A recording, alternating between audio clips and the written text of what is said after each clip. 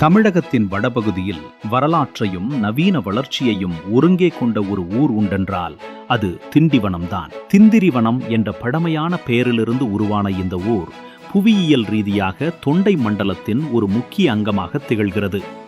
வரலாற்று ரீதியாக திண்டிவனம் மிகவும் பழமையானது.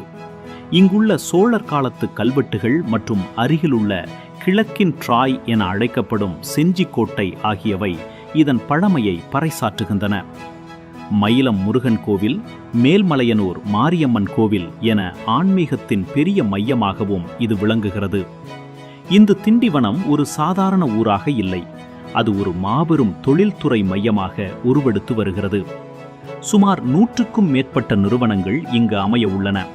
குறிப்பாக இங்குள்ள சிப்காட் மண்டலத்தில் 3 பிரத்யேக பூங்காக்கள் அமைய உள்ளன. இதில் நைக் போன்ற உலகத்தரம் வாய்ந்த நிறுவனங்கள் உட்பட 30 முதல் 35 வரை முன்னணி நிறுவனங்கள் அமைய உள்ளன. சுமார் 450 கோடி ரூபாய் முதலீட்டில் டாபர் நிறுவனம் தனது உற்பத்தி ஆலையை இங்கு நிறுவுகிறது. இதன் மூலம் 750 பேருக்கு மேல் வேலைவாய்ப்பு கிடைக்கும்.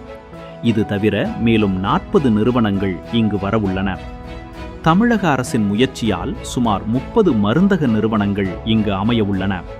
திருச்சிற்றம்பலம் பகுதியில் மென்பொருள் உற்பத்தி பூங்காவாக சாஃப்ட்வேர் புரொடக்ஷன் பார்க் இது வளர்ந்து வருகிறது. திண்டிவனம் என்று ஒரு மாபெரும் நகரம் என்று அழைக்கப்படுவதற்கு அதன் போக்குவரத்து வசதியே முக்கிய காரணம். 3 முக்கிய தேசிய நெடுஞ்சாலைகள் சந்திக்கும் இடமாக இது திகழ்கிறது.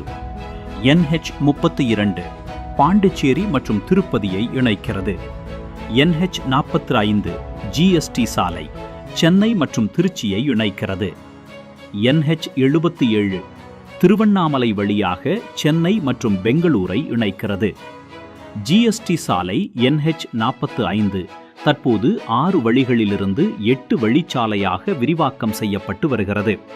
அது மட்டுமன்றி சென்னை முதல் திருச்சி மதுரை வரை அமையவுள்ள புதிய 8 வழி பசுமை சாலை கிரீன்வே ரோடு திண்டிவனம் வழியாக செல்வதால் பயணம் இன்னும் விரைவாகும்.